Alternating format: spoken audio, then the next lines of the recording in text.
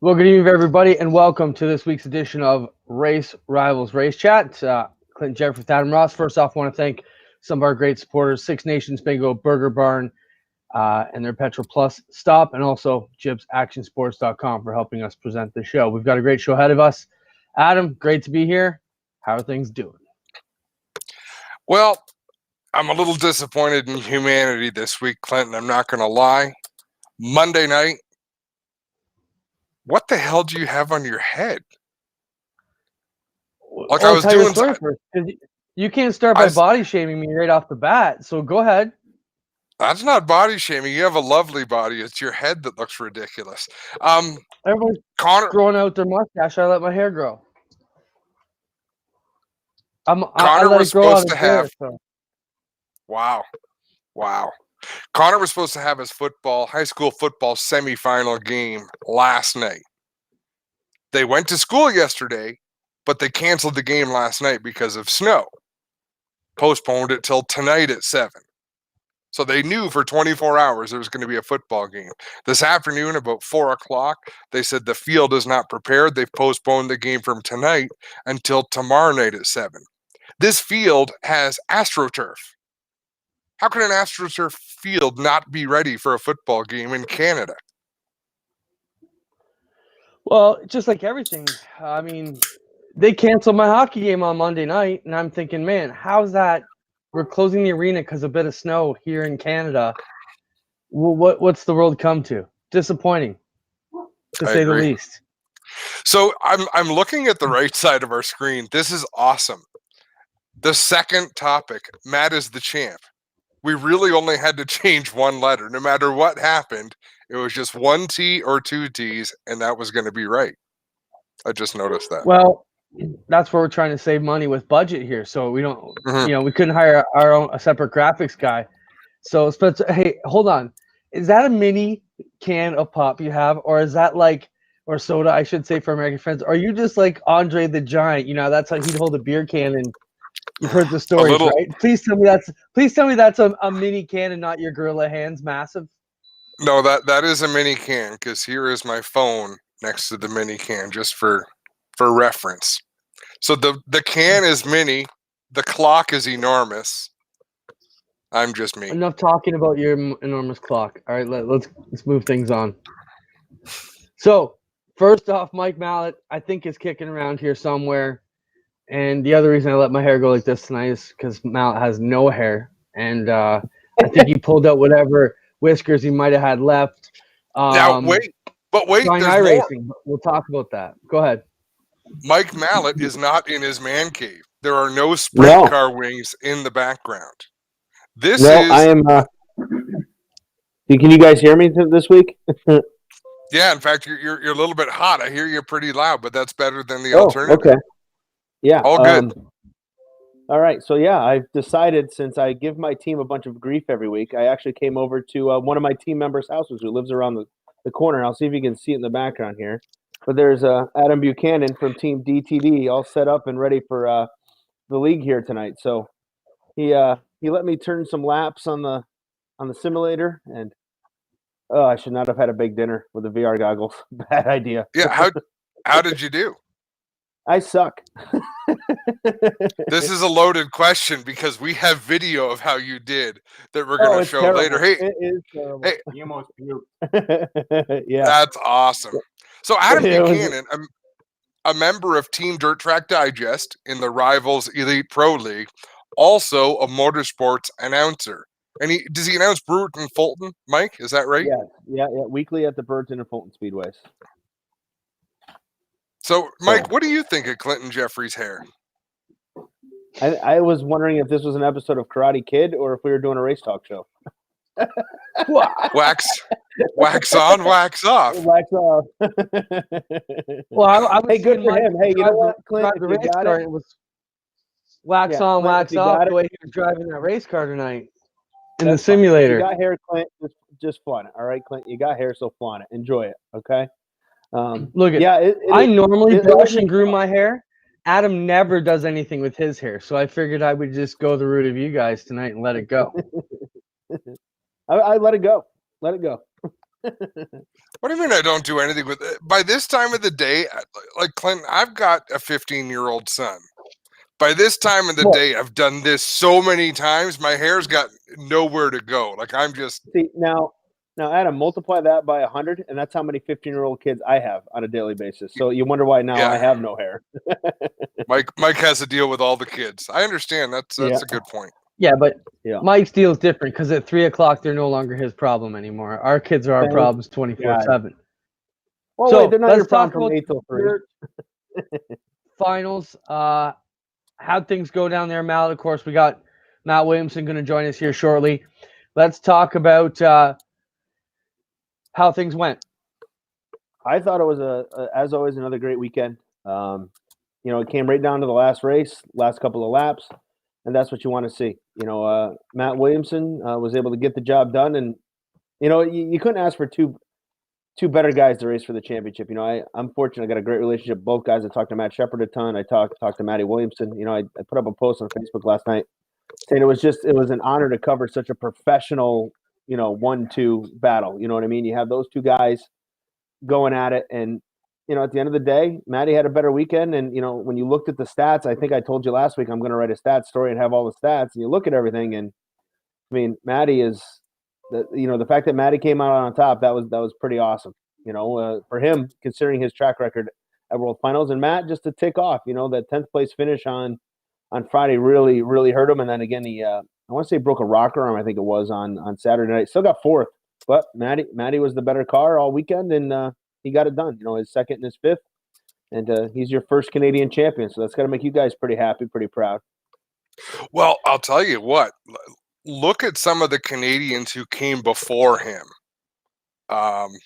Joe Plazik comes to mind. I mean, he was a heavy hitter in his time. There have been so many Canadian contenders over the years. Did Davey Moore Clinton ever follow the circuit back in the early 80s? Yeah, but I'm not sure if it was always full time. They did a lot of barnstorming back in the day, but I'm not educated enough to say whether they did or not. Maybe Fran would know. I know Fran's watching. Fran, maybe if they followed the Super Dirt Series or not. Let us know. And Stuart Friesen, a Canadian who hasn't won that championship. So Matt Williamson has done something a lot of quality competitors have tried to do. Matt's been in and out. We are trying to get him on the show, just so you know. His connection's a bit spotty. Spencer's going to let us know as soon as we have him here with us. He's frozen right now, we said, which isn't strange because we are under about a foot of snow here in our neck of the woods. Do we want to skip to our next guest? Because I know Brett is online as well. We could chat with him for a while. Obviously, an expert in the dirt racing world. We don't have Brett yet, apparently. I don't think yet. Spencer's letting us know. So let's talk about the World Finals, though, first off, guys, because, as promoters, as, guys trying to put on entertainment, you couldn't have asked for a better setup with those guys come in, because you know how it is, Mallet and Adam. A lot of the times by this point in the year, all the point series are usually done or wrapped up, or the guys just got to start to get the championship. So how awesome is it that it came down to that? But even to take things to drill down farther, the redraw, they redrew 1 and 2 going into the final race, which just ratcheted the drama up even more. Yeah, the 1-2 redraw was shocking, actually, because Shepard, I think the last 6 or 7 races hasn't drawn better than 11th or 12th. So Matty drawing it was funny. We were talking in the media tent out back, and I go, let's see, Matty should draw 2, Williamson, because that's normally about where he's had some good luck with the draw. I'm like, Shepard, there's only 8 in there, so that's the worst he can get. I'm figuring 7, and then he drew 1. I'm like, well, let's be fair. He didn't have to draw it. That made the difference. He was the last car in, so everybody else drew before him, so he had no say in it, and that's probably why he got the 1. But both races were really good. And what was interesting, not just that race for the championship, that was spectacular, made that week a lot of fun. But I think the thing that was exciting is you saw Jimmy Phelps get his first Super Dirt Car Series win of the season, and Billy Decker finally broke through for a Super Dirt Car Series win. So I think that was, 2 of the other really cool storylines to me, is having those 2 guys finally get it done. And the story obviously with Jimmy Phelps, they just made the switch to Bicknell right prior to Eastern States about 3 weeks ago. So it's only his second or third race on the car. So for him to come out and have that much, knowledge and be that happy with the race car that soon tells you something right now about what Bicknell's going on. I was there when Jimmy climbed out of the car. Randy Williams was the first guy over there congratulating him, and Jimmy gave him a big hug. Like you could see, the relief a little bit with Jimmy because it's been a struggle for them this year. He had one win on the season, and that came at Brewerton earlier in the year when he started up front, and that was it. And Jimmy Phelps, he's not a guy that's going to win 30 races, but he's usually good for 10 to 15, 10 to 12 races a year. So for them to finally break through was good. And then again, Billy Decker, I think he had the car to beat on Friday night, but they started 38 cars, or every car that was there started because they were just the time crunch kind of thing. And he got mixed up with some guys in the back. Again, a lot of cars on the racetrack, and they're slicing and dicing, and Billy Decker was right in the middle of it. He got together with a lap car that broke, and then Billy Dunn got into him, and then all of a sudden, boom, there's Jimmy Phelps, and ended up breaking Billy Dunn's rear end. Then we broke right front flat for Billy Decker. So exciting racing, great racing, and there's Matty. So I'll just let you guys talk to him because he's the champ. So I take a back seat to the champ. The champ is here. Welcome, Matt. Congrats. Great job by you and your team and everybody getting it done on the weekend. How's it feel to be the first Canadian to win a huge title like that? Yeah, thanks for having me on. It's pretty cool. Never in a million years would I have thought we'd get it done this soon in this whole deal of racing. So, I just lucky to join up with Buzz Chu over the winter, and that whole team, and fortunately they have the stuff to get it done, and give me the ability to show off our talents. Matty, have you spent much time reflecting in the last couple of days? I know it's, you got a long haul down there. The weekend had to have been quite a grind. Have you had much time to reflect where you came from, where you've gotten to, and the enormity of the fact that you achieved something that so many great Canadians never did before? Not really. You look back at it, and obviously it's pretty cool. Very humbling to get it done. But we've accomplished a lot this year with the big races that we've won, and going into this year, that was always a dream of mine. So to actually do it, it kind of takes you by surprise, and you don't really know how to act and how to behave, and it's like I don't want to change. I don't want to change anything I've been doing. So just we just keep trucking along, and on to the next race. Matt, your team was known as the super team. Okay, go ahead, Mike. I'll hold mine. No, I want to ask him. There was been a lot of talk about the setups and the stuff that you guys have been using that are different than everybody else. I think back to 3 years ago when you won that race at Utica Rome. I want to say that was one of your first races on that coil suspension, that everybody else now has finally decided that, holy crap, this is what we need to be running. How much do you think this year with what you guys have done, and it kind of ties into Clint's super team question, all of you kind of building a base, all working together and all sticking with that same setup regardless. And I think it shows when it doesn't matter which car you drive, you guys are just as consistent, whether it's the 3 car for Jeff Barrett, whether it's Buzz Chu's 88, whether it's your local teams, you're all on that same page. And how much do you think that helped you? Because you guys, when you look at the stats and the numbers, you're one of the most consistent teams week in, week out on the Super Dirt Car Series, and week in, week out on your regular tracks too. It helps having that many smart people behind you. Obviously, we have the left side Panhard coil car that we've had out for a couple of years, and at the beginning of the year, we had a baseline to go off of, and every time we go race, we learn a little bit here and there, and we just fine tuned it. So it's nothing different than what we've been doing in the past. I just think that we've got better probably on the tire work, and we've got better motors than we have in the past, with the big block stuff. And, it's just a combination of all the things that make my job a little easier. Matt, when they announce your name, when you get to the sort of the pomp and circumstance of the championship in Charlotte on the front straightaway, those grandstands are enormous. When you start to hear the cheers, do you get to realize how many Northerners make that trek to North Carolina for this event? Oh yeah, it was packed. They were singing the Canadian national anthem there after the race, and that was pretty cool. Just getting out of the car, obviously Billy Decker won, and that was a huge deal for him too. So you don't want to take away, his spotlight, but getting out of the car, there's people cheering and screaming and yelling.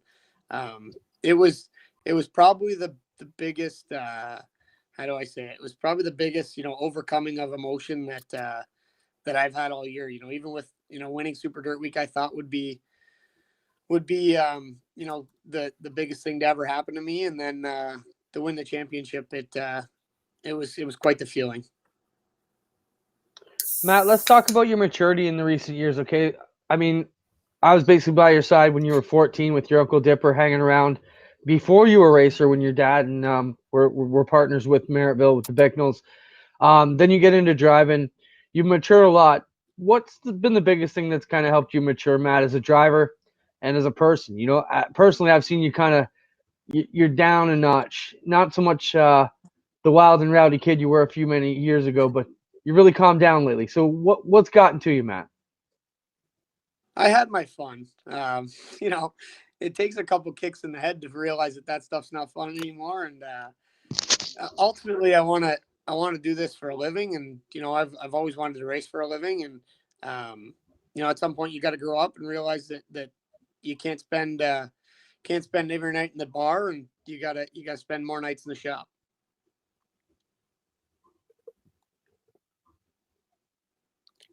Don't get too mature. You won't make a very good race car driver. We still have our fun. I got to know, so how Matt, was your dad feeling on Sunday morning? Because he was telling me when we were standing down there that he think he was going to go home with a hangover. So did you guys at least help him out with that? I think we all were really rough feeling on Sunday morning. It was a long trek back to Canada. So Matt, long off season now. Let the fans know what you'll be doing. What do you do in the off season? How do you spend your time? And what goes on with your team from now till February? Obviously, first and foremost, we're going to get a plan together and what we have to do to attack Volusia.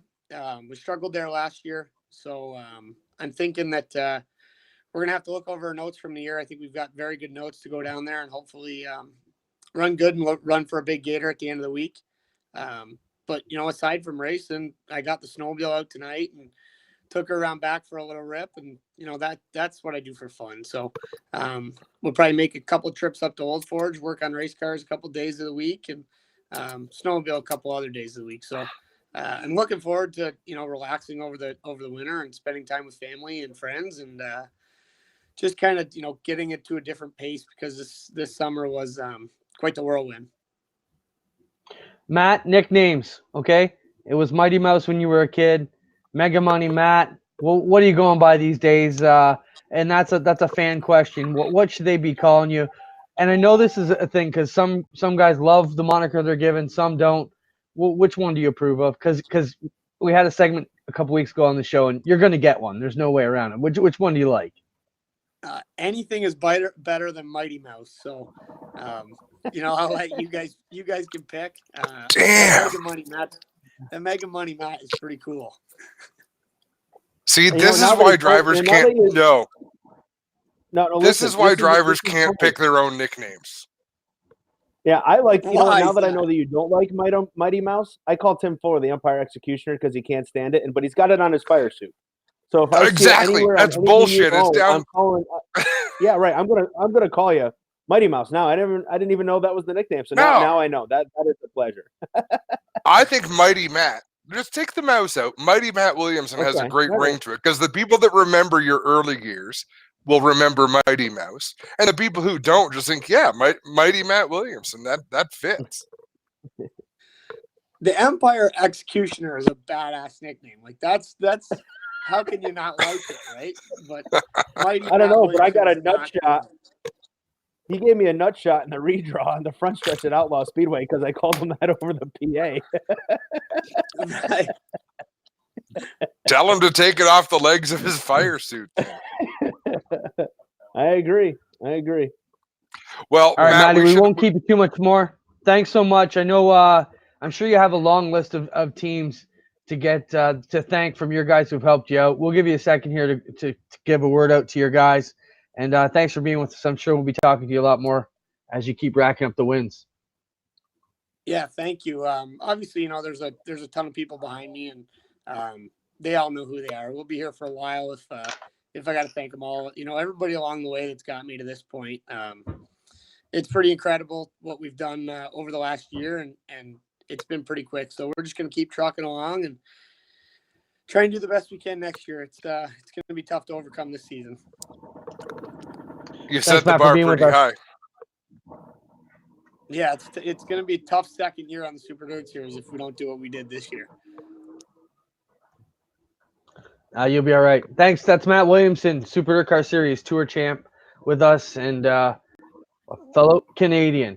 Just want to mention a couple things. As we get rolling a bit further, go to victorygames.com with a Z. You can pick them up also at racerivals.com. That's Race Rivals with a Z, as it is on the screen here.com. Go on. We have all kinds of cool stuff coming up in the coming weeks, including new pools coming for the iRacing. They've also got NFL pools up, and they have new branding, so check out the site. All the new looks with all the games, the blackjacks, video poker you're used to. Current active promotions include $2,000 in total deposit bonus, 500% on your first deposit up to $500, $200 on your second deposit up to $600, and 300% on your third deposit up to $900. Email money transfer is available. It's your fastest and most secure way of depositing. That's victorygames with a Z.com, or find them on racerivals.com as well. Adam, super exciting that the Race Rivals Pro Elite Division will be covered by the Victory Games pools starting, we believe, next week. It should be all up and running. It's going to be exciting that our friends here in Canada can play some online gaming and place wagers on the online e-gaming going on live here as part of our broadcast each week. At the very least, we'll be able to introduce the pairings for the following week, Clinton. We want to give people plenty of opportunity to understand how it works. So we'll cover that off when we get to it next week. Are we ready to go to our next guest, or do you have more reads we have to do? Just quickly want to mention Jibs has been killing it since 2010. Canada's source for the best scooters, BMX bikes, and skateboards. They have an amazing selection of scooter parts, BMX parts, and apparel and accessories. You can shop online at jibsactionsports.com or visit their store in Burlington, Ontario. Jibs Action Sports, killing it since 2010. Now we bring on a fellow promoter, Brett Dale. Brett, welcome. Where are you residing at now, Brett? And then we'll turn it over to Adam to throw off your first question. I'm actually in Delaware tonight. I'm pretty far south of you. I didn't get much time at home this year, but this is one of the nights that I'm at.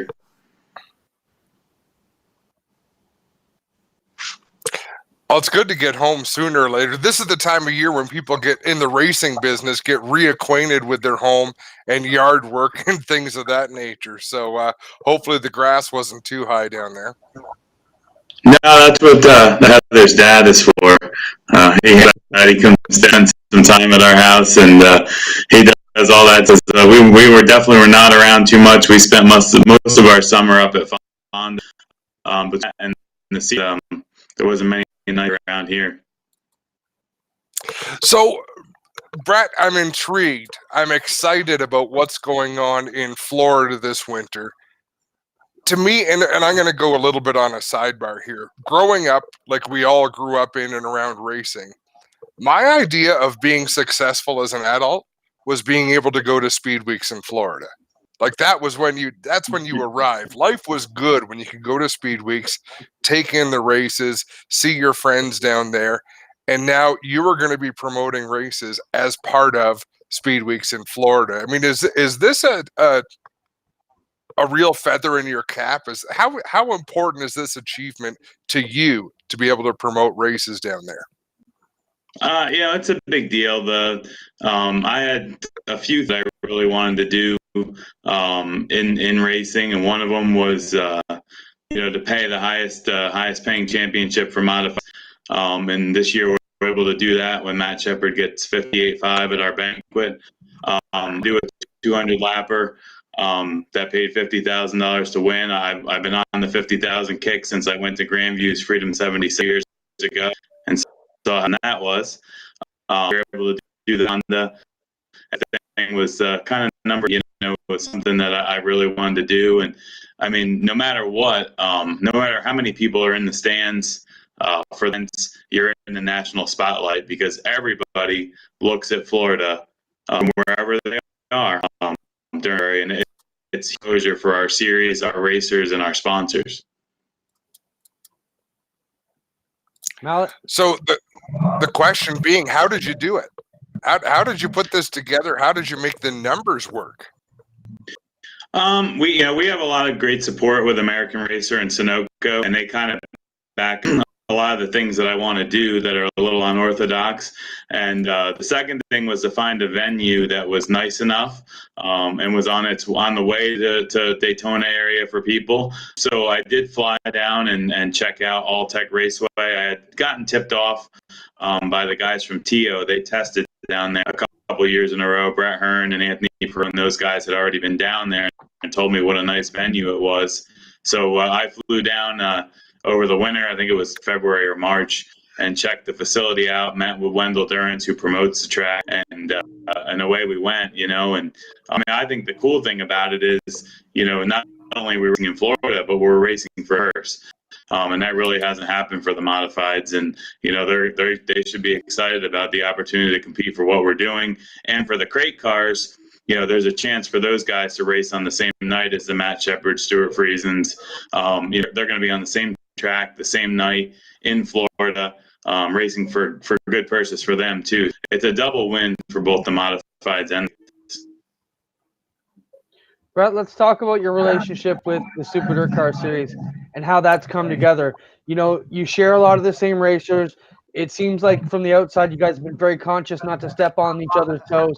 You've proven that you can be a valued competitor against them, but also not try to stop them. Talk about the line of, trying to work together with them. At least, that seems to be at the core of what the plan should be, right? Yeah, I always worry about myself. I think that's the thing that we can do. You got to worry about the people who are there, not the people who aren't there, and try and make sure the people that are coming to your races get paid well, they get done early, they get the contingency awards, and they want to come back.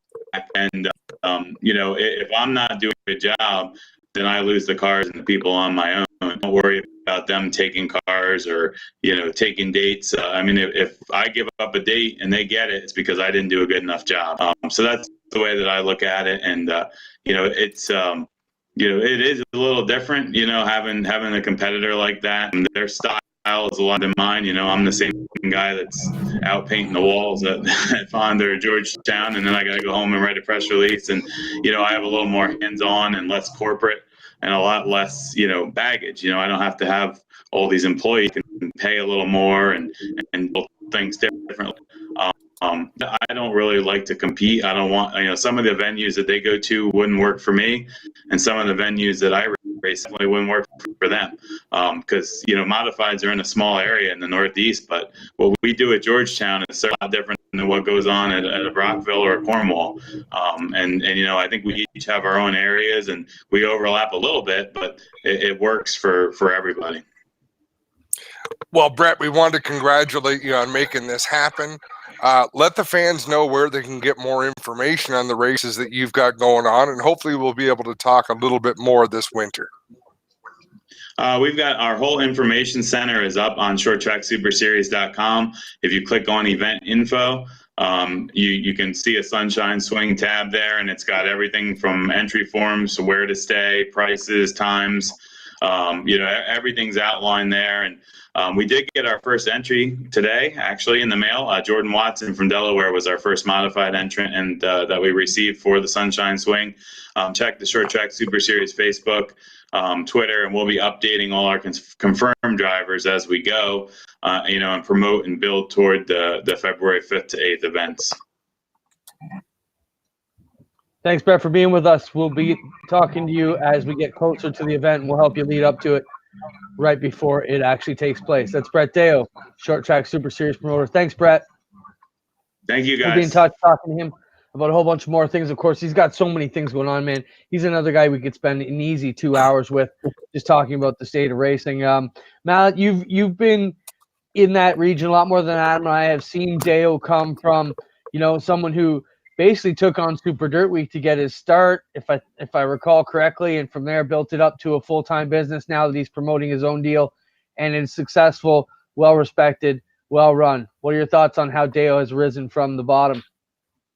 I knew Brett back. Brett actually helped me between him and Kevin Kovac get my start writing for Area Auto Racing News after I was writing for Fire on Dirt, which was the precursor to Dirt Track Digest. So I've known Brett a long time. I was a part of that first Short Track Super Series, Short Track Super Nationals at Afton. That was actually, I think, my first year as a PR person was at that race. So I've been fortunate to be around Brett a long time, known Brett, good friend, and we've done a lot of things together. And of course, this year he became a huge partner with us at Dirt Track Digest and Dirt Track Digest TV. We were fortunate to cover all of his events on Dirt Track Digest TV, and we're looking to make that a longer deal. And we've talked, and we're good to go, but we'll finalize that and let that out at some point. But we're really looking forward to what Brett has to offer. We covered, this year we worked with him on Fonda, Georgetown, and all the big races and so on. And it's been fun. Brett makes it easy on us. He works with us, helps us, take care of our media folks. And then after the races, helped us out when we're doing our post-race shows and our pre-race shows and all those different things that we try to do at DTD. So it's pretty awesome to see where Brett came from. He started basically at White Lake or Bethel, or I can't remember what the name of it was then. And, he came same kind of background as me, grew up in racing, loved racing, ended up working at a couple of small tracks, Accord and White Lake. And next thing you know, here he is. So he's definitely he paid his dues back in the day at the smaller tracks and the not recognizable places, and he's been able to make a name for himself. So I think he's done pretty well. Mike, did we ever tell the story of how you came to leave Dirt Track Digest for a while and start writing for Area Auto Racing News?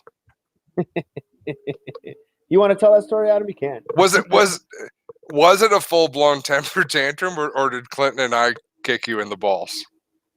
I would say go with number 2 on that one. I mean, we didn't intend. Clint, do you know this story? Well, look, you guys didn't know anything. I probably forgot all this if I did. Yeah, well, I don't need to remind you and make you feel bad about it. But hey, at the end of the day, I'm totally going to. Back in the day, so Clint, you and I had dual airbags going on, and we used to advertise quite a bit on Dirt Track Digest, which was owned by Chris Papa and run by Chris and Mike Mallett and Chris Reinhold and Jason Shank at the time. Yep.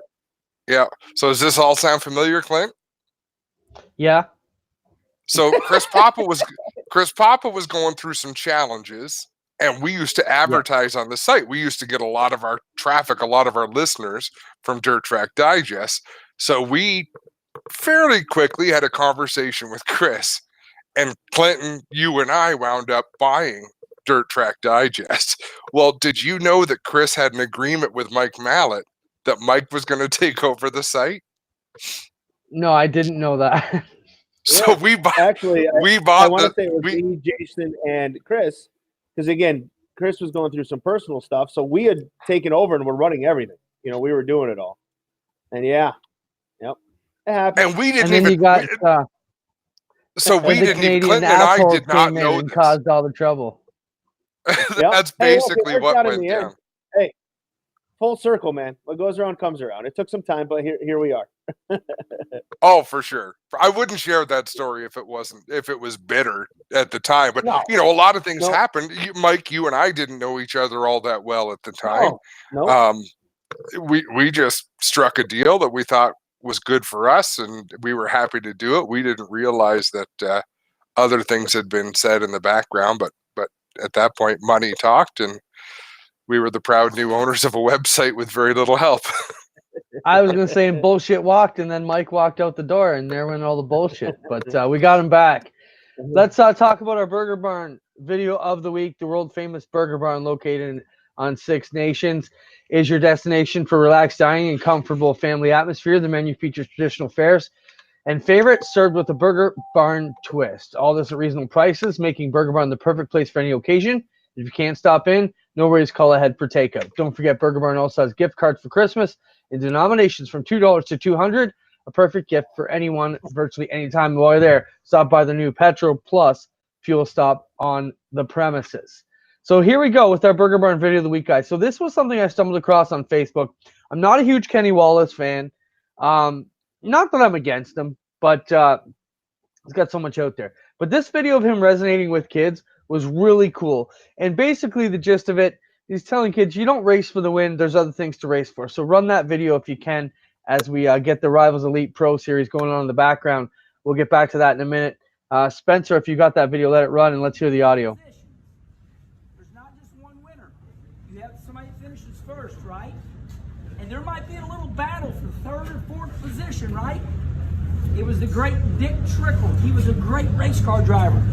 And he said, I won third. And I'm like, you don't win third. He goes, yes, I was battling it out for fourth. So we win positions, right? Yep. Sometimes we might not win, but if we're racing somebody and we want to finish third and we're racing, right? Mm-hmm. Yep. So we're racing for positions even if we don't win. Last but not least, if we don't have fun, it is not worth doing it, right? Yes. Yes! High five. We have to have fun. Because if we don't have fun, then it's no fun. Right? Right. Then you should do it. Then you shouldn't do it. That's exactly right. I thought it was a cool You're awfully video. young right now, but Spencer. I want you all to start paying attention to your race car. Right? Right. So the basic gist of it, and that was right after, I saw it Sunday night after I got home from our micro sprint banquet, and I thought, man, I wish I had that talk with the kids at the banquet tonight. I mean, Adam, I'm a crew chief car owner for a 7th place and an 8th place car.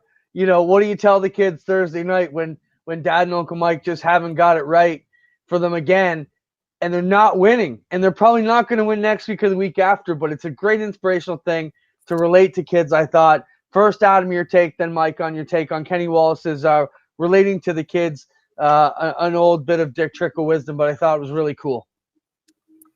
I enjoyed it. You know, Kenny Wallace is his energy level is second to none. I thought it wasn't exactly the smoothest speech I've ever heard, but he's absolutely right.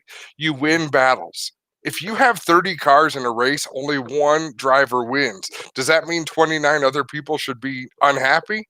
No. Take what you can get out of racing, enjoy it, do your best, and have fun. Make every battle a victory. I think you should have had that conversation with the parents. Let's be fair. That's the true. kids usually aren't the problem when it comes to all that. You know, the parents are the ones that telling them to go out there and cutthroat and dump your buddy and whatever else. Do what you got to do to win. You know, maybe the parents at times need to remember that, hey, we're all doing this for fun. You know what I mean? So that's my take, but I thought it was great. You know, hey, you know, that's knowledge those kids need. You know, again, because you don't hear that a lot in racing. Like, you know, we forget at times how much the reason we all do this is because of fun.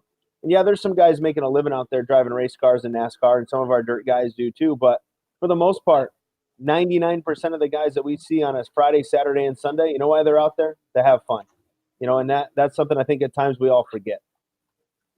Absolutely right. So Made me laugh was young Jack, my boy, come off the track maybe 2 summers ago, and Uncle Mikey Krutchka, he was crying.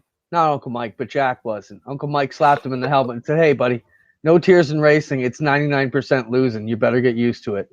And that was the end of that. And all right, let's move on. Just want to touch on a couple quick questions from people who've been sending in comments here. First off, Southern Ontario Motor Speedway, they put out some rules. We'll be discussing that at length next week. We'll touch on that. Still too fresh. Don't have anything official for everybody who's asking right now. I know Henry and those guys felt they had to go a different direction outside the ODCC apparently, and we'll figure that one out in the weeks to come. Shwegan Speedway rules meeting was another question. That usually takes place start of December, where you can buy your season passes and all that for Christmas. Ticket renewals for Shwegan's major events will also start at the start of December. And don't forget the Glenn Steyer's auction. We put out a post today. They're taking panels a lot like Mike likes, the busted up wing panels and parts and pieces off your race car or anything you think a fan might want to purchase. It's been very successful in the previous years. Call Kevin Miller from the Glenn Steyer's racing team. You can also find him Nitro Man Media and Kevin Miller on Facebook, or get a hold of me or Adam. We'll direct you to them. If you've got any parts you'd like to donate, we've even had some awesome things like helmets, driver suits, different things like that donated over the years. Fans will be able to bid on them from November 17th to 24th. All the money is accumulated, then is taken out with Glenn and the race teams, and they go out and buy gifts for underprivileged kids. So it's been a great deal to use up the used parts and a lot of the broken stuff. A lot of the teams save stuff throughout the year. So watch for that. The Glen Stars Racing Christmas auction coming up for underprivileged kids, underprivileged children in the coming weeks. So that cleans up some of my housekeeping stuff. A couple other things on my list, guys. Stuart Friesen, before we get too deep into it, what a run by this guy, man. We've all watched Stuart groom and grow and become the pro that he is now.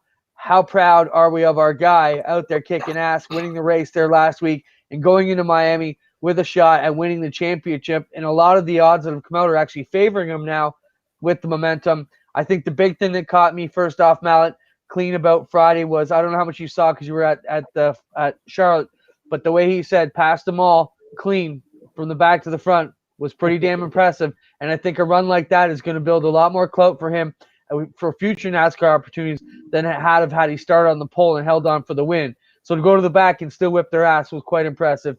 Matt, what are your thoughts on Stewart's final week coming up this week? And we could have gotten him on the show, but we're trying not to jinx him. So we'll see how it works out this week, and we'll talk to him in the coming weeks. So, Mike, what's your thoughts? I think that's what happens when you light a fire under Stuart Friesen's ass. I mean, he was obviously hot after what happened, getting put back for, jumping the start, if you will, because, the NASCAR rule is the NASCAR rule. They tell you at every meeting, you can't beat the pole sitter to the line, regardless of whether he spins his tires or whatever, unless he's wrecking in the wall. That's your only shot. So Stewie obviously gets fired up, and we've seen him drive like that before when he's fired up. I've heard him and crew chiefs screaming at each other on the radio at Super Dirt Weekend. And then what does he go out and do? Go out there and stomps him, and he wins. So that's what you expect out of Stu, and that's the Stuart Friesen we've known here in the Northeast for a long time. And I think this win will go a long way because now he's not just the dirt racer. He got that win on the dirt at Eldora this year, finally broke through there. But now this shows that, hey, you know what? He's not just the dirt racing guy anymore. Stuart Friesen is legitimate. He is a truck series guy. He's a pavement guy. He's got the talent. He's got the ability, and now he's got the shot. And, you got to believe there's going to be a lot of people this week, whether you're a Stuart Friesen fan or not a Stuart Friesen fan, you're going to be watching that race this weekend, and you're going to be pulling for him because at the end of the day, you kind of put your, hey, I'm a Brett Hearn fan or I'm a Jimmy Phelps fan or I'm a Danny Johnson fan. You put that away for the weekend, and you root for the dirt guy. You root for our guy, and that's Stuart Friesen. So I'm excited to see how it all plays out this weekend, and I can't wait to watch my Facebook because Facebook is going to light up with Stuart Friesen posts. Yeah, the support is enormous. How many people in Charlotte, because they had canceled the racing in Charlotte well before Phoenix started, how many people were watching the truck race in Phoenix from Charlotte, Mike? Well, we had it. It was, I think the race was Friday night. We were still racing Friday night, and we were the modifieds has just gotten done when that race, I want to say it was about 8:30. That race went green, and the modifieds were just hitting the track. So we were all kind of there, and then as the race went on, as the night went on, we were all kind of going back to it. Like now, our modifieds are done. So I love sprint cars and late models, but you're worried about how's Stu doing. He started on the front row, and then you hear, oh, he got put to the rear for jumping the start. You're like, are you freaking kidding me? Like, what else can happen to this guy? And then a little bit later, you start watching the scoring, and you watch it. I was watching the race online. And you're like, holy crap, he's got a shot at this thing. And he wins it. And I mean, it was a collective Northeast modified fans like, hey, Stu just won the truck race. I think you can hear the whole pit area at the same time. Yeah, well, most of the dirt racers at Charlotte, and we had a comment earlier from someone saying, hey, Matt Williamson should be the next to get an opportunity to go and race a truck. You've got to keep in mind, going to race a truck could have been a big pay cut for Stuart Friesen. And we've talked about this with Jimmy Horton, with Brett Hearn, people that have gone south and given up a lot of prize money to chase a dream that really wasn't worth chasing. You got 30 drivers, maybe more in Charlotte, who are professional race car drivers. So they've got to think it's pretty cool that one of them is down there actually achieving that. Because there's been others that have tried and failed. Great point. Yeah, I mean, I think it's incredible. Again, the support he does get from our guys is pretty immense. I think every guy in the pits cares. And again, even especially the younger guys, because if they look at it and they have talent, they look at them like, hey, you know what? If Stu can do it, hey, maybe maybe some other guys. And I think it transcends the modified world. You know, we've had a couple guys try to go down there and do it and get that opportunity on NASCAR, and they just don't pan out. You know, like Tim McCready wasn't able to do it. You know, a few other guys just weren't able to do it. They couldn't bring the money and all the other things you need. But now you can see, like, look, okay, so there is a guy up north that has talent, and these modifieds, you know, it might not be a stretch to put one of these guys in one of these pavement cars and see what they can do, you know?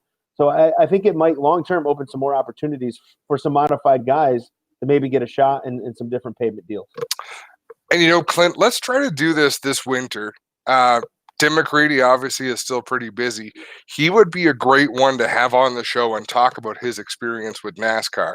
Because if he is feeling open and honest and wants to share, he's got some opinions that might really open some eyes. Because he has lived through things. That Stuart Friesen is too old for NASCAR. I tend to disagree. Stuart Friesen is the exact type of driver that built NASCAR into what it was. You've got all these rich kids coming out of the deal who, like, it's been said, I mean, this isn't my theory, but, you know, they don't have the fan base. Look at the fan base that Stuart Friesen is bringing from the Northeast to the NASCAR trucks. We wouldn't give a shit about that a few years ago. Now we haven't missed a race in 3 seasons. Literally. Yeah. Because, how you know, can an it's become that important. kid... Right. How can an 18-year-old kid have a fan base? These kids that are coming up, like, no, you have to. That's why David Ruderman was such a big story when he did it, because he had a bit of a history. It didn't hurt that he had a pretty famous last name, but he had really cut his teeth and paid his dues. And he was a grown-up. He had experienced life before he went down there and made it as a race car driver in the NASCAR level. Well, look at it from this side too, Adam. You know, you've got all these guys who built up this fan base. Whether you're a Stuart Friesen fan or you don't like to watch Stuart Friesen, you're still watching. So you're watching to see him fail or you're watching to see him succeed. Speaking of watching him succeed, let's go to the picture that we have, Spencer. Dale Callan took this picture at the night that Stuart won the World of Outlaw feature at Rush Weekend Speedway. And look at the fan base. Packed house at the Big O. Stuart coming across the line for the checker. But Mike, where do you see an outlaw crowd that is that excited? Every single fan there has their hands up, excited that Stuart was able to beat Donnie Schatz and Bobby Allen and Schuhart that night. What are your thoughts on that? I thought it was a pretty impressive picture. As soon as it came up on Facebook, we all said, we got to talk about that on the show. But it is cool to see them all in the top row with their arms up like that. Hey, listen, Donnie Schatz or Brad Sweet, those guys, they don't get beat very often. And to have, you know, again, one of our local guys, a guy that didn't run sprint cars all that much, beat him was awesome. I was fortunate. I was at Fulton the night Stuart ran with the All-Stars, and I want to say it was either his first or second race. And he finished on the podium, and Lance Deweese looks at him. And if you know, everybody that knows the Pennsylvania posse knows Lance Deweese. And Lance is like, hey, who are you? He goes, oh, I'm Stuart Friesen. I'm like, oh, you race sprint cars? Yeah, this is my first time in a 410. And Lance looks at him like, what? He's like, yeah, you know, first time. That was pretty good, right? it was like astounding to see the look on Lance's face. Like it's something I won't forget. You know what I mean? Because Lance is like, shut the hell up. There's no way this is your first time. Because it doesn't happen. Like you said, right. It doesn't happen often that these people get beat, let alone joined on the podium by someone that they don't know intimately. Yep. Yeah. So, Clint, let's get moving through the topics, John McEnroe. We got a few more things to get through before the Elite A main comes along. I'll take it. I would. The APC Late Model Series. Mike, this is a topic you won't know much about, but APC is the premier asphalt late model series in Ontario. They have just released their 2020 schedule. Let's have a look. It's a 10-race schedule. I believe it should look pretty similar to how it did this season. Once again, a Thursday night show at Jukasa. Clinton, what are your thoughts? I think it worked out well for them last year. I was there. It seemed to be a fairly well-attended show. You know me, I've been crying for Thursday nights for a long time. I think it's an underused day of the week. I mean, it's payday for a lot of people if you catch it on the right week. Put you first on the weekend. Secondly, you've got no other what I call track pressure because nobody else is racing. So if you can make it work, it worked out good. I actually was the announcer at that event last year for Alex as a fill-in. I thought it worked out quite well. And we wanted to have an APC driver tonight. They only just released the schedule today, and we'd been really focused on the World Finals at Charlotte and having Brett Deo talk about his series running in Florida. So next week, we promise we're going to get at least one APC late model driver on here to talk about the racing, talk about next season, and get some more asphalt content into our program. That's what I was going to say. Adams, in our prep every week, we do make a conscious effort to include a lot of asphalt pavement stuff in there as we can. So let's talk about our Rivalz Elite Pro Racing is going on here. That's our whole league going on in the background. We'll throw to their A-main to close out the show. We've been discussing a pavement league coming up. What kind of news do you have for that for some of the guys on iRacing who maybe don't feel comfortable with the wing sprint car, but are comfortable on the blacktop like a lot of our pavement fans and friends are? What news do you have for us regarding the Rivalz Racing League Pavement Series? I got exciting news, Clinton. Starting in January, we're going to be running Rivalz Racing League's Xfinity Series. So Xfinity cars on asphalt tracks, mostly ovals. We'll probably throw in at least one road course. And we hope to promote a super late model on asphalt series as well on Wednesday nights. Probably from 7 until 8 o'clock, we'll run super late models, and then 8 o'clock till probably about 10 o'clock would be the Xfinity series. So keep your eyes open on the Rivalz Racing League pages, and we'll announce that information. I'm really looking forward to it because I'm going to go back to driving race cars. I'm going to compete in that series. Connor is the dirt racer in our household, but I'm going to go run some asphalt Wednesday nights starting in January. I said the same thing. I mean, I'm a big dirt guy at heart. But I said to you, that is actually what's going to get me off my ass to get an iRacing rig and do it is to race some NASCAR stuff. I think would be super exciting for me. So I think that may be the key. Just to mention another thing, it's going to be the full series, meaning Brad and Steve Ovens with the production end of things. We're already negotiating full commentating and full broadcast schedules as well. So it's going to be the full deal like we're doing here with the wing sprint cars. It's going to be an amazing series for the pavement iRacers coming up in the next couple of weeks and months. So watch for some recruiting races getting started there. Quickly, Mike, we've got about 7 minutes left in the show before we jump over to the A-main. Mike, you got to take iRacing for a run today. And I mean, just like Adam and I, we lip off from the grandstand like all the other announcers in the tower and say, oh, why did he do that? And what a stupid move there.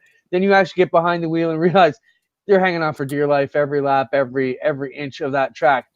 Same thing in iRacing, yes or no? I learned a couple of lessons. It's not as easy as it looks, obviously.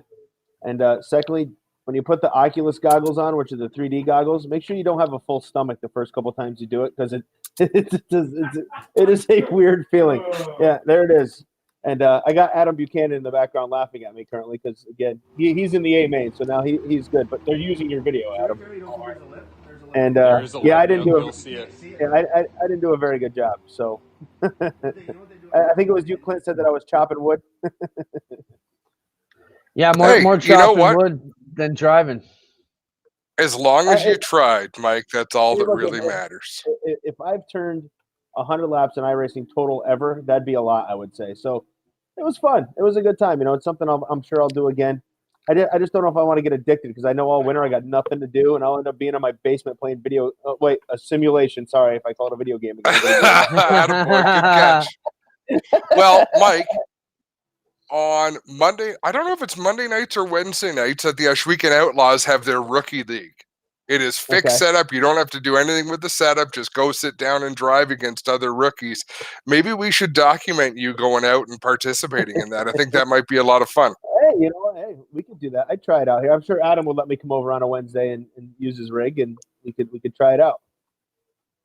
So let's keep moving through topics because I don't want to miss out on my last topic again. The Motorsports Challenge on Facebook. Now I notice I nominated you, Mike. You haven't done anything with it yet. Yeah, I just got home. I get it. I get it. It was a long week. I'm still catching up on some sleep. I started actually going through photos the other day of stuff that when the day you nominated me, I started looking at some photos. I pulled out 6 or 7 photos. Again, some of me, some not of me. So. I'll do it. I think I want to get my time schedule frame here back in the normal, my body, whatever you want to call it. I got to regulate, man. The the going to bed at 4 a.m. every night and sleeping 6 hours or 5 hours, then getting up and working, and then going out to lunch, and I'm still dragging some ass. I'm not gonna lie. Spencer, do me a favor. I just shared a picture into our conversation. So this was my day 4 entry in the 10-day motorsport challenge. And you might think, what the hell does this picture have to do with racing? You guys will realize. Well, wait a minute. Yeah? First off, the challenge is no explanation. So you can't give an explanation, and you're not even in that picture anyways. No, half the man he is. I am in that picture. Where? You're an idiot. So you can explain it when I show it in the show. I didn't explain it on Facebook. From left to right, that's Bob Miller, GT Smith, Adam Ross, Nathan Christensen, and Captain Bill. And this was Speed Weeks. It might be damn near 10 years ago now. It might be 10 years. We had an open day and we went down on a gator tour on an airboat. But this to me is part of what's special about racing. It's not just about cars going in circles. It's about the things you experience. When would you ever have those 4 people together in a social setting? Bob Miller, GT, myself, and Nathan Christensen. We had an absolute blast that day. So much fun. But that's what this motorsport challenge on Facebook has done. It sort of challenges us to go back through all these photos, Clinton, over the years in the sport, and just point out things that we remember and look back on fondly. Some of them are profound racing moments, but others of them are just strange things that you pick out of a racing trip. And Mike, the king of road trips, has to be able to relate to this. But yeah, quite often the stories that you have, like some of my favorite pictures of Mike Mallett's road trips are people sleeping in the passenger seat of his car. Yeah, a lot of drool going on.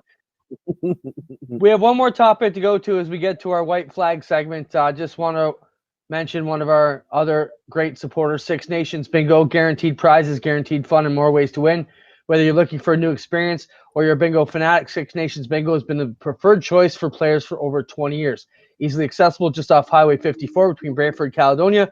They offer the largest and friendliest bingo hall in the region. Six Nations Bingo, 2585 Cheeseford Road, just about 2 kilometers or 1 mile north of Ohsweken Speedway, just north of Highway 54. So, Adam, you've got one more topic to go before we kick over to the Rivalz Elite Pro Division Racing. And I don't know why I'm letting you pick on me, but go for it. I deserve it. Clinton, you know why I'm doing it? Because I said it to you twice this year. Your drivers' meetings are excellent because you run such a good show at Ohsweken Speedway. You command the respect of the racers because you do good things for them. And you get in front of them at your drivers' meetings and you stand.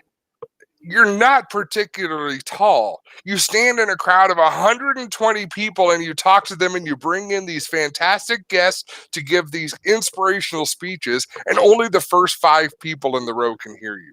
Nobody else can hear what it is you're saying, because a guy who's in the broadcast business, who should know how to talk to people, you got to get yourself up on some sort of a pedestal, jump up on a picnic table, or have a sound system.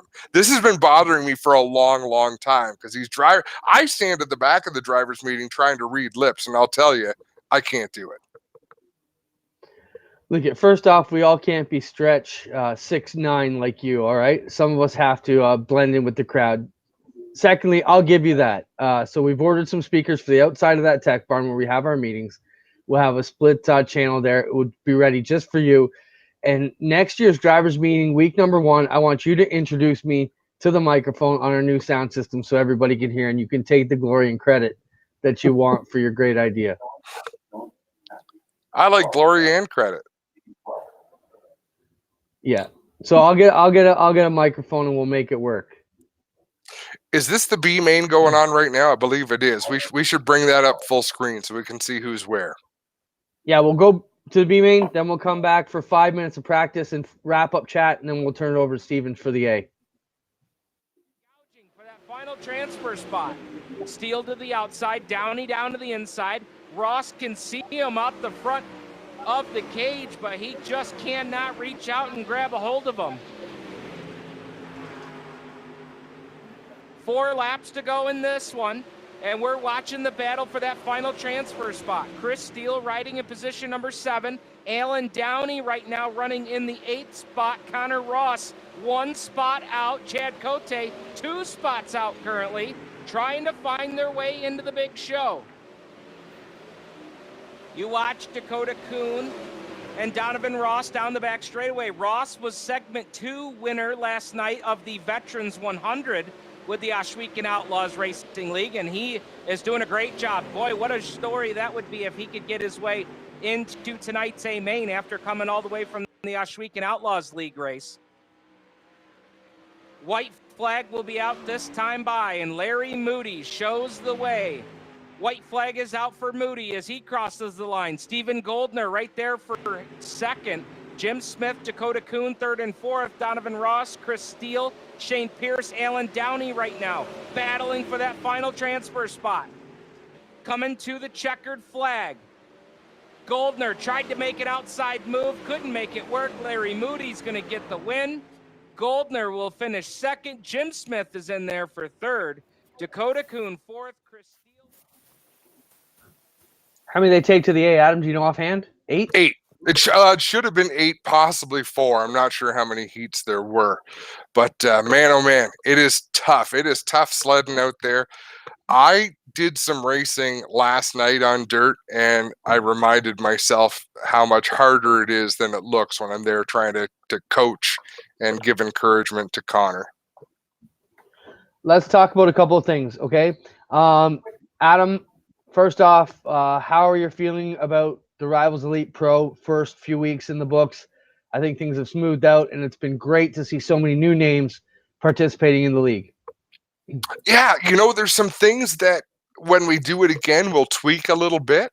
I think I want to see more commitment from our gauntlet qualifiers. Like we made qualifying a one-night affair. So if you finish in the top 5 in gauntlet, you qualify into elite that very night. I think we need to require people to have a bit more commitment to racing with us as a group before we give them a free pass into the money races. But the competition level's been fantastic. The officiating has been very, very good. Overall, I'm very pleased. The broadcast has been great. I mean, I'm happy with just about everything about it. Yeah, Fran makes a good point. No more finishes under yellow. We did make some tweaks there. And that was something that was, it's funny how much arguing that went on the back scenes between the 5 of us to get that together. But I think that the right decision has been made. I'm super impressed by the guys, the Ovens boys in the production. They're doing Brad Ovens with the production, Steve Ovens with the call of the race. So in case you're new here to our show and wondering what we're talking about, these are drivers racing in a simulation at their own home. We mix them together here on the server. We have some commentators come in and the officiating, and we work it out from there. So they are in their final practice and warm-up session here. A couple of minutes to go before we turn them back over for the call of the A main, Adam. And I think it's been super cool to get everybody together. It's been an amazing start to the program. I really like the mix that we've got. I'm pleased Dirt Track Digest put in a team. GT Smith, Adam Buchanan, Ty Garl. That throws in a different mix than what we've had. We've got teams of drivers from in and around Ohsweken. We've got Alex Bergeron, who is the king of the iRacers right now. So we do have a fantastic mix. And as you said, a pretty darn good broadcast. So we've got all the ingredients for good things. I'm really excited to see what they'll be able to do with asphalt. I'd love to know what that noise was. That is Adam's simulator in the background. He's got a vibrating seat. So when he turns it on, the whole building, the whole house shakes. I don't think we want to know that about Adam Buchanan. Yeah, he had to let the dogs out here during the break. If you want to know what it's like to be an iRacer, you got to let the dogs out before the A main. Everybody knows that. Now, Clinton, before we close out the show, can I ask where did that headband come from? This is a Jack Daniels headband I bought in Bristol, Tennessee. We were going to the concert, and you really don't like my hair? I'll brush it better for you next week, buddy. Wait a second. This is bringing back memories. You don't have a choice, do you? About what? You're not allowed to cut your hair. I can cut my hair. Where's Christine? She's upstairs. If we ask Christine, are you allowed to cut your hair? Dude, it's my head. I'll cut my hair. Like my 12-year-old tells me, my body, my choice. But I believe I did No, hear actually, at some point that we're screwing around, and I just haven't got my hair cut since the end of the season. And she likes it, and it puffs up so big in the morning, it's hilarious. So I said, all right. Kids had a snow day. I was making them laugh, and my wife come home. She said, you should wear that on the air tonight. And I'm like, you're kidding me. She's like, no, the boys will have fun with it. I'm like, I'm sure they will. yes, well, who am I to talk? My hair doesn't grow long; it grows big. So I just get puffier and puffier from 1 week to the next till I get it cut. And really, this conversation has to be demoralizing to Mike Mallet because he's got no skin in the game. Two guys that look better in short hair. I'm good from here down, Adam. Yeah, you don't say that very often, do you? Nope. Well, this has been fun. I love the format, Clinton. I love the screens that we've done. Like most things that you and I embark on, we put together a pretty vague idea at the start with crystal clear images in our head, and then we try to convey them as time goes on. But with help from Spencer Mullen, who does a great job every week, I think we've put together a show that's really got some legs, and it's going to be a fun off season. We're going to continue having great guests on. Mike Mallet, I believe, is going to continue being a regular addition to the show because, Mike, we've had a blast having you on and just chewing the fat, talking racing. That's what it's about. Hey, this is what we do when we all hang out, when we get that rare chance. Adam, we see each other, about 7 minutes of Super Dirt Week. But no, the chances that we get to see each other, it's always a pleasure, guys. I have fun talking racing, and you know me, I can talk, all day long, all night long about racing because that's what I do, and it's hopefully going to make winter go a little quicker here because, God, I hate this time of the year. Oh man, no, it is going to make it go quicker. We're going to have I think we're going to see more of each other this year because of this type of thing. Clinton, wouldn't you say it? This is what it's I've about. already seen more Mallet than I have in the last 5 years in the past month, so I guess that is definitely turned things around. But with that being said, they're gritting the A main at Knoxville here on the Rivalz Pro Elite. Let's drop over to them. Thanks, Spencer, for all you do for us, our producer extraordinaire. And we'll turn it over to Stephen Ovens with the call of the race. Brad Ovens on the producer controls, and away we go with the Rivalz Elite Pro Race A main from Knoxville. Hanley will drive car number 110, one of our independent drivers, start alongside Jeffrey Barker aboard car number 51. Jason Nygaard, Joshua Steinke will make up row number 5, while Jeremy Zarfos and Adam Buchanan will make up row number 6. Row 7 will be the 91 of Ernie Williams Jr. He's going to be exciting from 13th. To his outside will be Kevin Loveys in the 14. Ty Garl for Team Dirt Track Digest will start in position number 15 alongside the 25 of Richie Preston. Row number 9 will be the 73 of Larry Moody, starting alongside the 30 of Stephen Goldner. These are your cars that transferred through the B main. Row number 10 will be the 12 of Jim Smith and the 95 of Dakota Kuhn. Row number 11 will be the 80 of Chris Steele out of St. Catharines, Ontario. Starting to his outside, last week's winner of segment 2 of the Veterans 100 with the Ashwegan Outlaws, that is Donovan Ross. And your final row, final drivers making it into the show tonight, Alan Downey, Team Insta Insulation, number 34, and Craig Booth in car number 10 out of Alan Downey is your final starter here tonight. Well, folks, here we go. It's that time in the racing program. Race fans, it's time to sit down and hold your seats because these men, by the grace of God, iRacing and 800 horsepower, are about ready to go to work. Week number 4 of the Rivalz Elite Pro Series is green.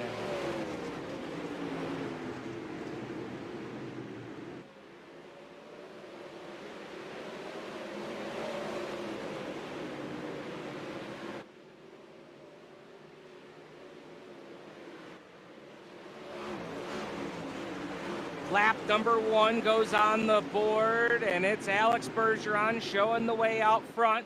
Right now, the battle is on for position number 2. That's Sean Timmerman and Cody Hartlob. doing battle. Right behind them is Brandon Schultz and Troy Wagaman.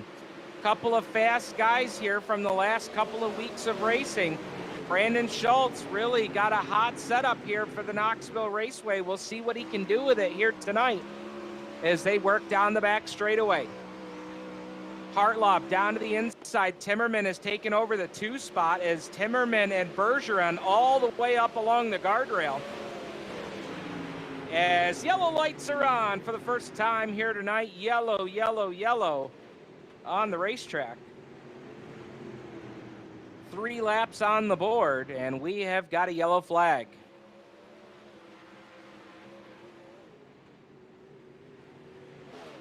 So, caution lights on here. Now 4 laps on the board. Alex Bergeron showing the way here in car number 12 here tonight. Sean Timmerman running in the 2 spot. Brandon Schultz is 3rd. Cody Hartlob 4th. Troy Wagaman Jr. right now running in the 5 spot. Let's see if we can see what happened here as, oh boy, chain reaction there. One car got sideways and a couple of guys right behind him really nowhere to go and kind of piled into that one.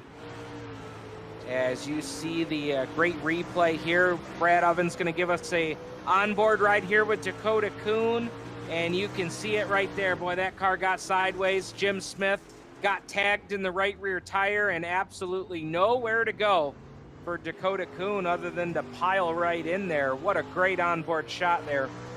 Brad Ovens, our executive producer, doing a fantastic job in the 3-9 streaming studios, giving us some great looks of the action here. Working yellow, 5 laps on the board out of 30. Again, yellow flag laps do count. Race director's discretion as to single or double file restarts here. And it will be a double file restart here from the race director. And Alex Bergeron going to be taking that inside lane here for the restart. Timmerman running in the 2 spot. Cody Hartlob, Brandon Schultz will make up row number 2. Troy Wagaman, Peyton Grease making up row 3. Jason Nygaard, Kevin Hanley, row 4. Jeffrey Barker, Ernie Williams Jr. right now, row 5. If you're watching us live here, whether you're on the Rivals chat show stream or if you're on the Rivals Racing League Facebook page, send us a comment. Let us know where you're watching from and who you're rooting for here tonight. We'll pick our favorite comments and put them on the video screen as the night goes on. So let us know where it is that you're watching from here as we go back green flag racing off turn number 4. Boy, Timmerman did not get a good start.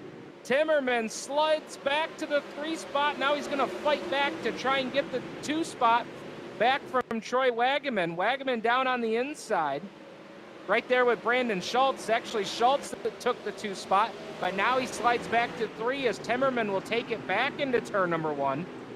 Fierce action behind these guys as you've got Schultz, Wagaman, and now a side-by-side battle between Kevin Hanley and Peyton Grease. They'll bring it off of turn number 4. Grease is going to take the spot away as they go to turn number 1. So Grease up to position.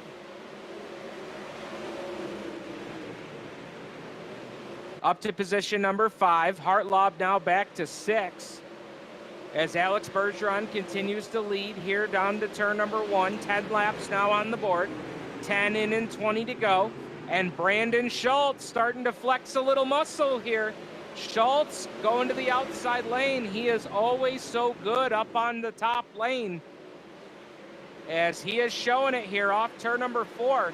And last night during the Veterans 100, I know that was a 100-lap race. We ran it in 2 50-lap segments, but the outside lane was definitely the preferred groove early on in the night, but then it went away toward the end, or toward the middle, and then at the end of the race, it came back in, and that was what Donovan Ross used to make the winning pass. So going to be interesting. Only 30 laps here to see what happens as Wagaman and Schultz side by side one more time. A little bit further back in the pack here, we've got a good race going on between Hanley, Hartlob, and Ernie Williams Jr. Ernie Williams Jr. going to bring it across the line here. He's battling with Jason Nygaard in the 22.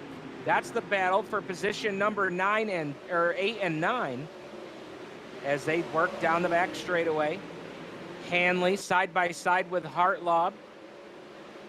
Ernie Williams trying to reel in Nygaard, but now Nygaard gets a nice run there on the top side. Williams Jr. started 13th up to position number 8. Now make it 9.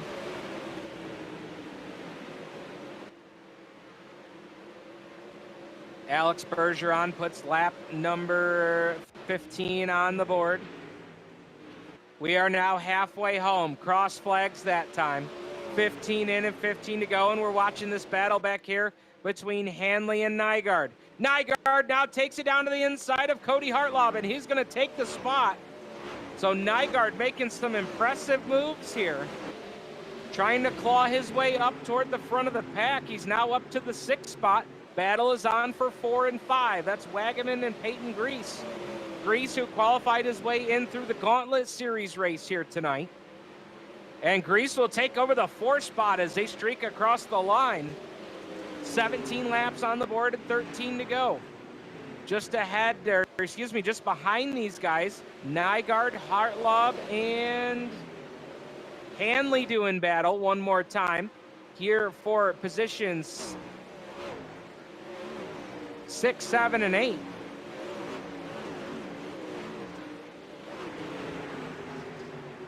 Let's go a little further up toward the front.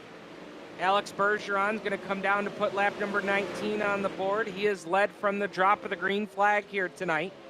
Bergeron in car number 12, driving for Team Alex Bergeron Racing out of Drummondville, Quebec, Canada. The Pit Logic CSI Shocks number 12.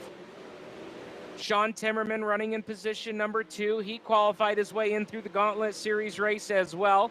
Brandon Schultz running 3. Peyton Grease right now in position number 4. And just behind him, the battle for position number 5 is a good one. Troy Wagaman and the 22 of Jason Nygaard doing battle. Nygaard in the Team Alex Bergeron. Oh, they make contact, and Wagaman backs it into the fence. Yellow lights are on here on lap number 20.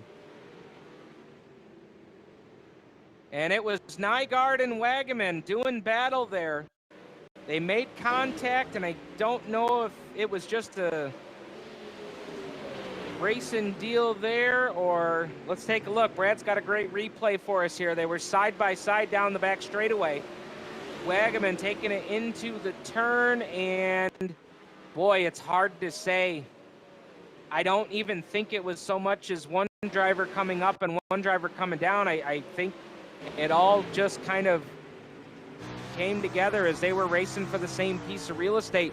You can see that Wagaman was trying to come down through the middle of the racetrack, and as Wagaman was coming down through the middle, Bergeron was starting to turn that right rear tire to slide through the corner, and it looked like they met in the middle, and Wagaman ends up upside down.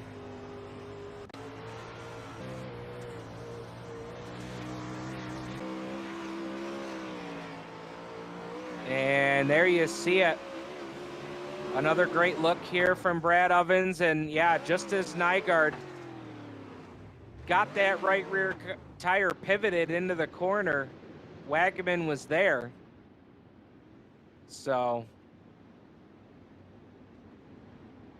it will be a double file restart here. 23 laps are on the board and 7 to go.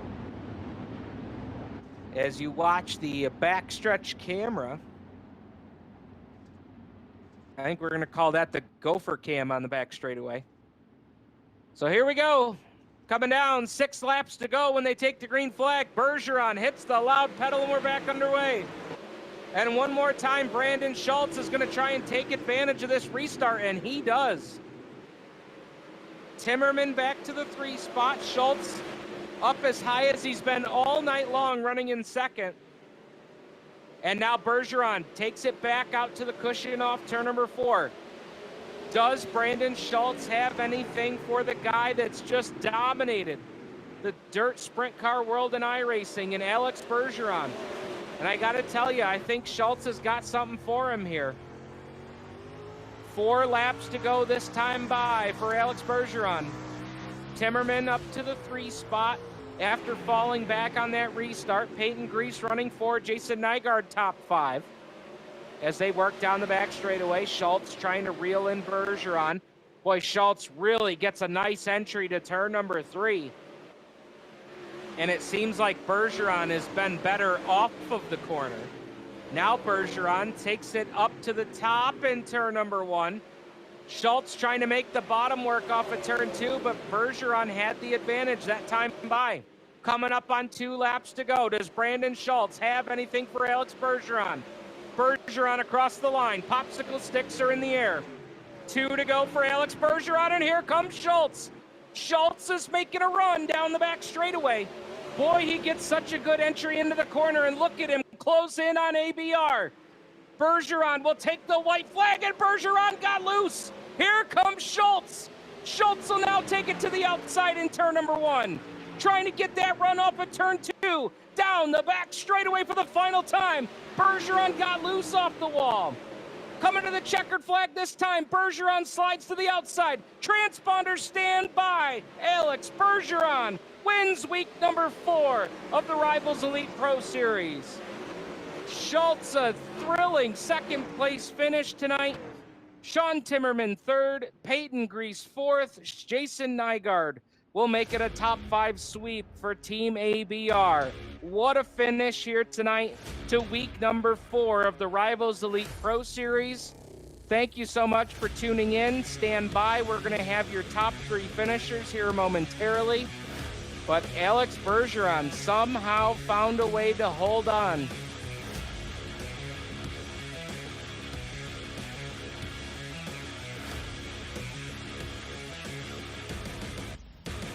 So let's tell you about the official finishing order here tonight. Alex Bergeron picks up the win. Brandon Schultz finishes in 2nd. Sean Timmerman will finish 3rd. Peyton Grease 4th. Jason Nygaard 5th. The rest of your top 10, Cody Hartlove, Jeremy Zarfos, Kevin Hanley, Richie Preston, and Adam Buchanan scores the top 10 tonight for Team Dirt Track Digest.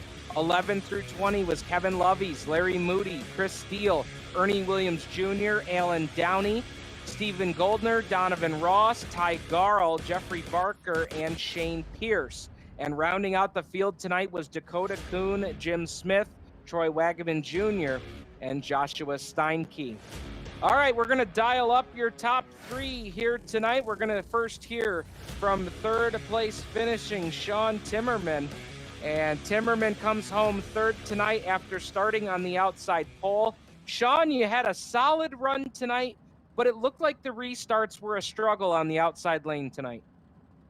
Yeah, I tend to struggle on the restarts when I'm starting outside pole, so it's kind of hard for me to determine when to go.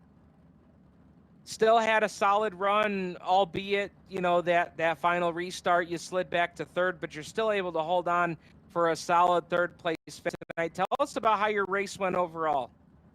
The top was absolutely crazy, really bumpy, and really at the beginning. And then after that last caution, the car I didn't. Gotcha. Now tell us a little bit. UK Gauntlet Series race tonight. Yeah, I won that race. I let it flag to flag. They put on a good race over there. That's got to be pretty cool to be able to have that opportunity to run with the Gauntlet Series and, really earn your way up into the Rivalz Elite Pro Series to run against some of the best on dirt. That's a pretty awesome cause there. Yeah, it sure is. I want to thank everyone who puts on that show over there, who puts on the Gauntlet. And a big shout out to Strickland's GM, our sponsor of the Gauntlet Series here in 2019-2020. Sean, tell us about some of the folks that helped make it happen for you in car number 24. It's just me, myself, and I. I don't have anyone that helps me out. No acquaintances. All right, man. He's a one-man band. Sean, great job tonight. Thank you. All right, there's Sean Timmerman, who finishes in position number 3 here tonight. Let's bring in to the 3-9 streaming studios, Brandon Schultz, who will bring home a 2nd place finish here tonight. And Brandon, I got to tell you, I really think you had the better car there on that last restart. Or did you need tonight? Maybe just a couple more laps. I don't know, man. It's tough, Alex. There's a reason the champion this year, and it's really tough to beat him. But I really felt like the last couple of laps when we got trapped on the bottom on that restart, the car really came alive. And like I said, maybe a couple more laps or a mistake from him, but he's not going to make a mistake. We gave it all we had, and to be that close to him at the finish is a win in my book. I was going to ask you that very same thing here for my next question. You know, yes, it's a second place finish tonight, but when you're running against the guy who is the iRacing world champion, I mean, to know that you're running against that level of competition, to even make the field and come away with a podium finish, that's a big feat for anybody. Yeah, I was really happy how it turned out tonight. We finally did a little better in our heat and got to start up towards the front, and car was on kill all night long. It was really good, and you know, like I said, to beat Bergeron, you got to be pretty lucky, and he's a class act, and I want to congratulate him. He drove awesome tonight. You talked about, you know, things that you guys were improving on, trying to be faster early in the night. Is it big swings that you guys had to make to be able to do that, or was it just fine tuning really? More of fine tuning. It's not so much with the setup. I got to give credit to Scotty and Jesse. They build awesome sets. It's more of a driving thing. It's just being in the right place at the right time. Those heats can go any way with the invert, and I think I had probably one of the more stacked heats tonight, and to come away with the second was pretty good. We weren't that great in qualifying, but the heat, it sure helped out with the invert. Last question, Brandon. Coming to the white flag, Bergeron gets loose off of 4. Your eyes must have been as big as saucers. Yeah, I had a grin from ear to ear. I thought I couldn't see out the right side of the car, but I knew we were close, and I just wound it up on the bottom and gave it everything I had to that flag stand, and we came up a little bit short, but like I said, finishing second to Alex isn't a bad day. Well, a great job tonight coming home in the second spot. Tell us about some of the folks that helped make it happen for you. Everybody at Sim Racing Concepts and Bandy Belt Race Cars. Got to thank Scotty Edwards, Jesse Bandy, Donovan Ross, Jack Clevenger, Brennan Lacey, JP, Keith Jackson, Kyle Moon, and I'm sure there's a couple others I'm forgetting. Got to thank the family and Dad for watching tonight, and thank you guys up in the booth and Rivalz for putting on such a cool show. Thank you very much for those kind words, Brandon. Brandon Schultz finishing in position number 2 here tonight. And now we're going to bring in tonight's winner, driving car number 12 here tonight. And he got it done tonight, Alex Bergeron out of Drummondville, Quebec, Canada. Alex, congratulations, man. Thank you. That was an amazing race for sure. It definitely was. Brandon really gave you a run for your money there off of that last restart. What was it? Did your setup start to go away a little bit there toward the end?